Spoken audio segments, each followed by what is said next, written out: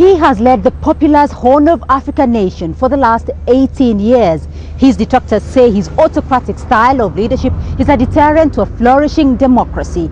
Yet from turmoil and famine in the 1980s, Ethiopia's economy is today said to be the fastest growing in Africa. Diplomatic Perspectives this week is in Addis Ababa and speaks with Ethiopia's Prime Minister Meles Zenawi.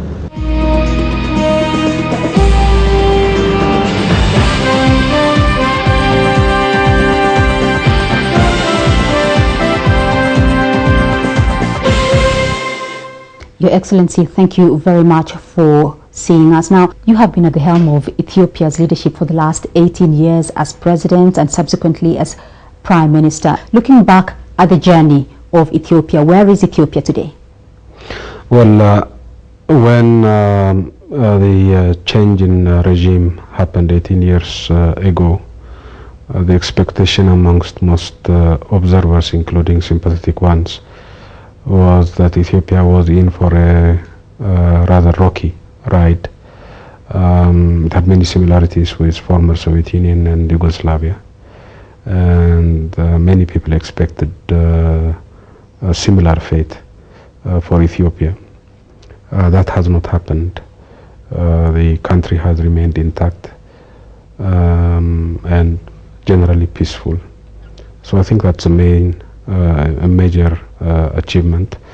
Secondly, in recent years, past 6-7 years, the country has begun to release its energy, its potential for economic development. And lastly, we have embarked on a democratic experiment. It's still work in progress, but it is nevertheless a new departure for our country. So with regards to maintaining the country's stability and integrity and embarking on a new political experiment and economic development, I think the country is on the right track. You took over leadership after a period of turmoil and famine, and up to today, when the world talks about Ethiopia, they talk about drought and famine. There are reports that up to 9 million Ethiopians may be at risk of starvation. Can you confirm this? What is the food security situation in your country? Well, we have to distinguish between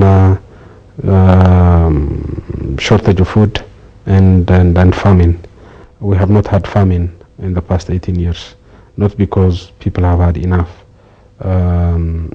not because people have produced enough to feed themselves throughout the year, but because where there have been shortfalls, the government has come in and provided the necessary food aid to stave off famine.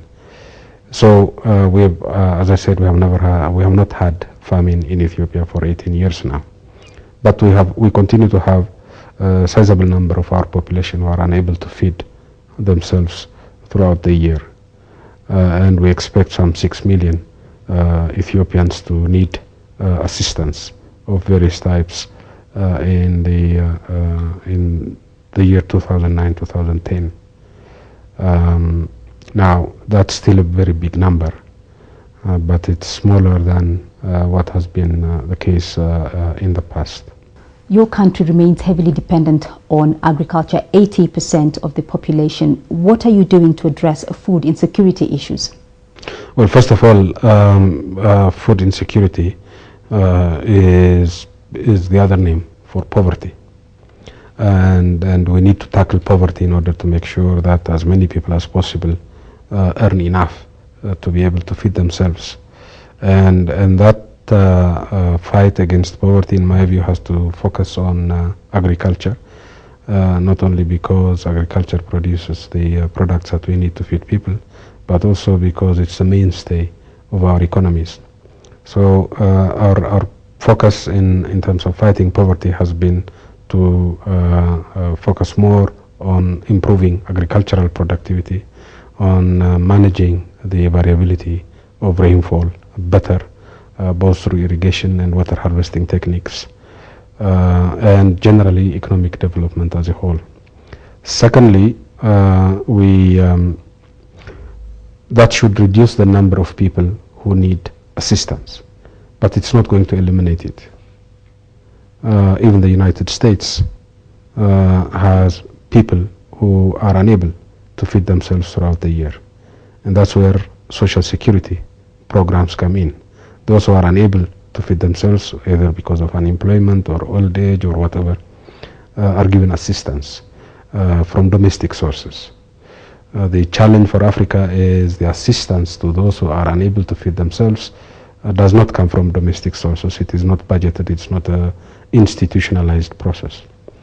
So over time, as our economies improve, we should be able to have a more robust safety net program in our countries. We in Ethiopia have started a safety net program, but it's largely financed from outside.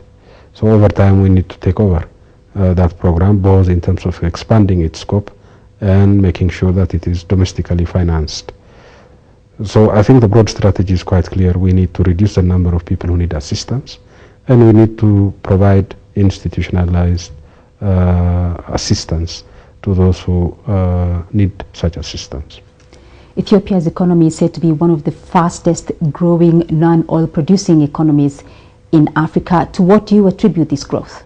I think Ethiopia has been the fastest growing economy in Africa out of the non-oil producing African countries. The oil producing countries, some of them had been growing faster up to the crisis last year.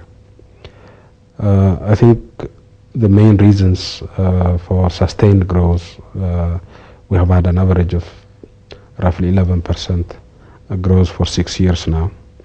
The main reason I think has to do with the fact that we have focused more on agriculture, and agriculture has been growing, and agricultural growth has pulled the whole economy forward.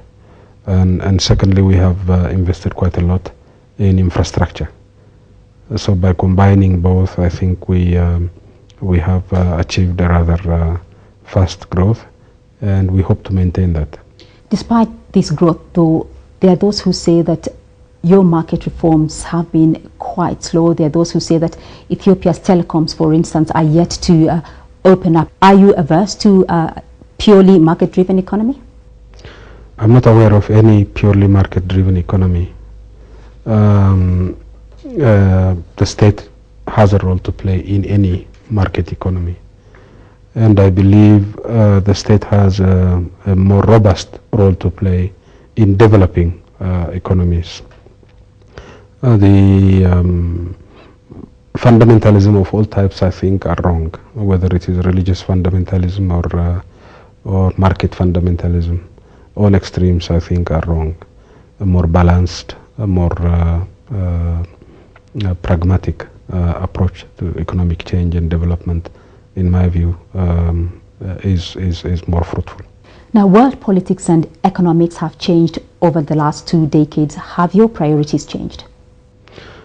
Well, as I said earlier, the change in regimes has been away from a command economy to a market-driven one-party system to a multi-party system. And I think in broad terms, we could say that we have carried out the necessary economic restructuring, and we are beginning to see the fruits of such restructuring. So my hope and expectation is that Ethiopia will persevere on the current course. Your coffee export is the backbone of Ethiopia's economy. How badly have you been affected by the global financial meltdown? While our coffee exports have been growing, the share of coffee in our total export has been declining. At one stage, coffee contributed something like 70% of our exports. This year, the percentage is slightly less than 30%. But as a whole, in absolute terms, coffee exports have been growing. Coffee prices have come down a little bit, but not as much as other commodities.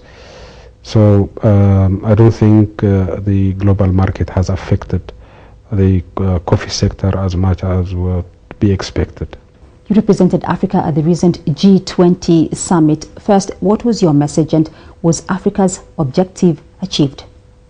The objective of my participation on behalf of the continent was to convey the message that first, we didn't create the crisis, and second, in spite of the fact that we were victims rather than causes of that crisis, we were hit very hard by that crisis, and therefore we needed the support of those who created the crisis to help us tide the current challenges. That was the main message, and I think the message was very well taken.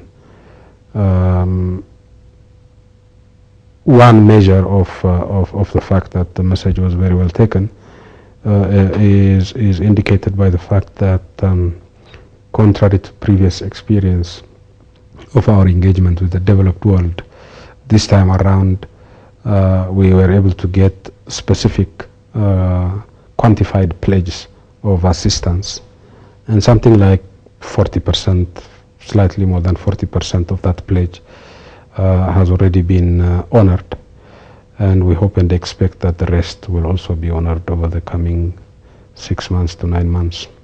Do you think Africa still has a voice on the global scene? Not as much as it ought to, for example, our participation in the G20 summit was more an act of, shall we say, philanthropy on the part of the hosts, as opposed to being a bona fide member of that grouping. We need to be in these meetings by right rather than by invitation. The instability in Somalia is causing international concern. What is your view of the situation in Somalia? I think the situation is becoming even more complex and even more difficult. In recent months, the role of international jihadists in Somalia has increased tremendously, and this complicates the situation in Somalia and its impact on the region. There are a number of countries who, for reasons of their own, have been supporting and abetting the jihadist movement in Somalia. That again complicates the situation within Somalia and in the region. So I think the situation is getting more complex and perhaps more difficult. What is Ethiopia's role, though, in Somalia? We fully support the position taken by IGAD. And IGAD's position was that the international jihadists sort of looking to Somalia should be stopped.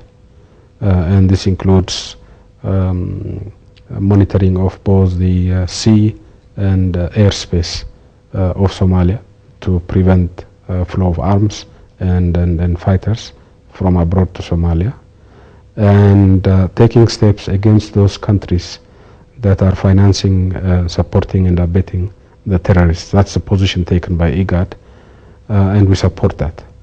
The other point raised by IGAD is that the peacekeeping operation of the African Union in Somalia should be beefed up, both in terms of numbers and also in terms of its mandate. Again, we support that. IGAD's position is also that neighboring countries should be allowed to participate in the peacekeeping mission.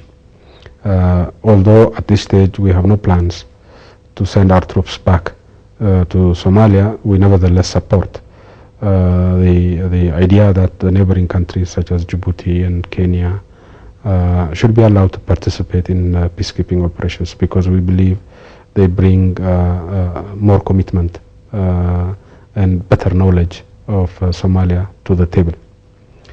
So broadly speaking, our position is to support that of IGAD, because we believe IGAD has come up with a more comprehensive support and more comprehensive solution for the situation in Somalia. So far, only 2 countries, though, have sent in peacekeeping troops to Somalia. Do you feel that there is a political will? Is there a political will from regional countries to solve the situation in Somalia? Although, as you rightly indicated, only 2 countries have sent troops, there is no lack of African states who wish to send peacekeepers to Somalia. The problem is financing. The African Union does not have the necessary resources to deploy these troops in Somalia. And the United Nations has yet to take the tab of funding this peacekeeping operation. So it's primarily an issue of financing that is hindering the expansion of the AMISOM presence in Somalia. Do you think the region can achieve stability in Somalia? In the end, Somalia is not going to be completely stable over the next few months or even next few years. But the stability situation in Somalia could radically improve if two things were to happen at the same time.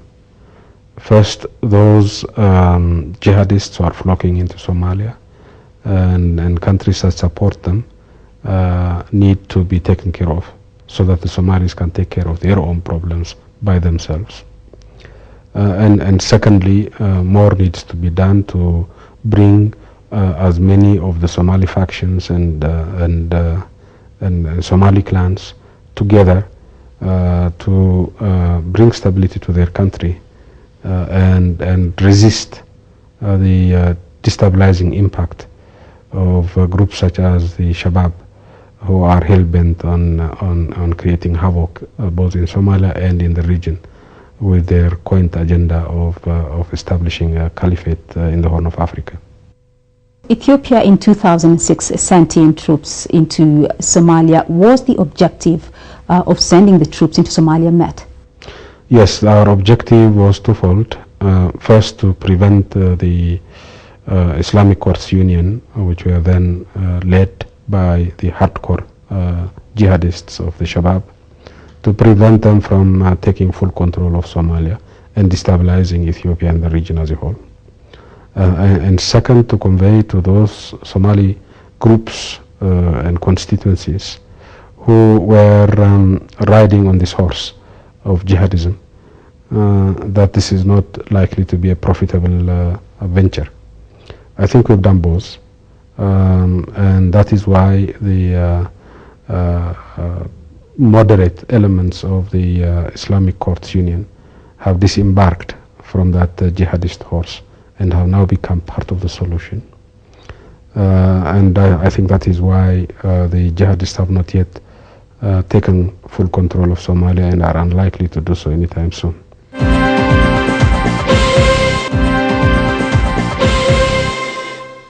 There are those who claim that the continuing instability in Somalia is actually as a result of a proxy war between Ethiopia and Eritrea. How do you respond? Well, first, unfortunately, the problem is much more complex than that. The problem started in 1991 when there was no discernible interest or intervention on the part of any of Somalia's neighboring countries. And so there is an internal Somali element to the problem. Secondly, in terms of foreign intervention, it's not just Ethiopia and Eritrea.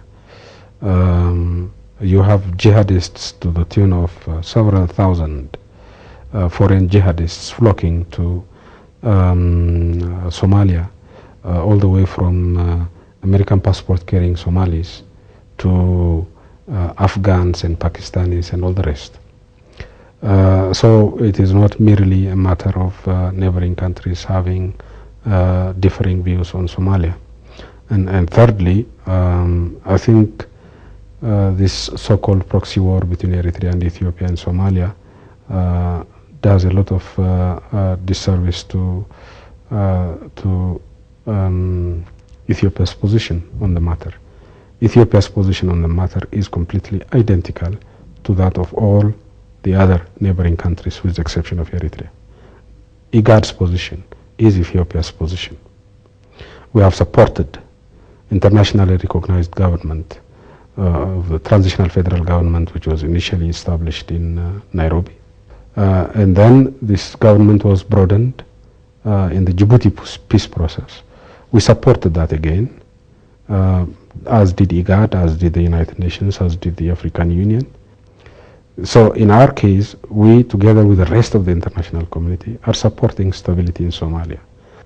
So our position is fundamentally different from that of Eritrea. Eritrea is indeed destabilizing Somalia.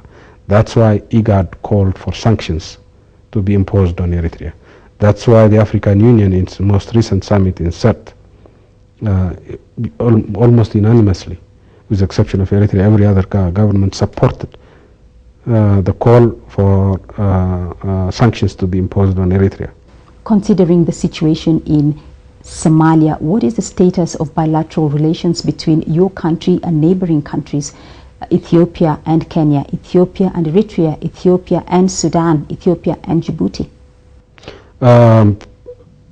We have complete coincidence of views on how things should move in Somalia, in the region as a whole, that is between Ethiopia, Djibouti, Kenya, Somalia itself, and Uganda. All of us have the same position. The only difference that we see is between IGAD on the one hand and Eritrea on the other hand. As I said, IGAD countries support the transitional government. Eritrea opposes them. When we look at regional bodies such as IGAD and looking at IGAD's position regarding the situation in Somalia, do you see regional bodies such as those still playing a constructive role in the region? Absolutely. Let's just take the example of Somalia. The African Union took its cue on what needs to be done to help Somalia from IGAD. And the United Nations is taking its cue on what needs to be done in Somalia from the African Union. So on Somalia, the driving force in terms of international response to the challenge in Somalia has been IGAD. And therefore, these regional organizations have proved their mettle with regards to, for example, the conflict in Somalia. The same could be said about Sudan. It's the countries of IGAD which came up with the basic peace package that ultimately became the comprehensive peace agreement between the South and the North. IGAD drove that process under the leadership of Kenya. And so IGAD has shown its mettle as far as peace is concerned. We need to do more as far as economic integration is concerned. But in the context of IGAD revitalization, all of the countries in the neighborhood are working on linking up their infrastructure, because in order to promote trade and investment, you need to have roads linking those countries, you need to have telecommunication links, you need to have power grid links and so on. And the countries in the region are investing quite a bit from their own resources and international assistance to bring that about. IGAD member states are talking about economic federation. Is this achievable? Yes, there is what they call variable geometry. That is, countries that can move together faster do so without waiting for countries that need a little bit of time. So, for example, the East African Federation could move faster than IGAD as a whole in terms of complete integration, political and economic. But there is no necessary conflict between the process of integration in the East Africa region, the East Africa Federation region, and IGAD as a whole. What would you like to see, though, happen to Somalia? What would be a message from Ethiopia on the Somali situation? Their internal disagreements have exposed them to all sorts of abuse by groups that have a destructive agenda both for Somalia and for the larger IGAD region, and that therefore they should close ranks and resist those who are trying to destabilize Somalia, and through Somalia the whole of the IGAD region. I'd like to get your views on democracy across the continent. In the last year or so, several African countries have held elections. Kenya, South Africa, Ghana is hailed as a model of democracy across the continent. Your country will be holding an election next year. Do you see democracy across the continent progressing or regressing? I think democratization is a process, it's not an event. If it took the established democracies of today a century or more to complete their democratic process. It is likely that Africa will take its time, perhaps not a century, hopefully not a century, but it's a process and it's going to take its time.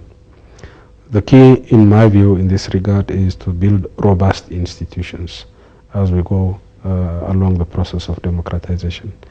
And to the extent that our institutions become more robust, to that extent we can say that the processes of democracy are taking hold in Africa. Perhaps not at the same pace in every country, but the direction is quite clear. The direction is in the direction of better and more democratic governance across the continent than the reverse. On domestic politics, Ethiopia is due to hold an election next year. What are your political priorities? The key point, as far as I'm concerned, is fighting poverty. We can only sustain democracy if we fight poverty successfully. We can only maintain peace if we can fight poverty successfully.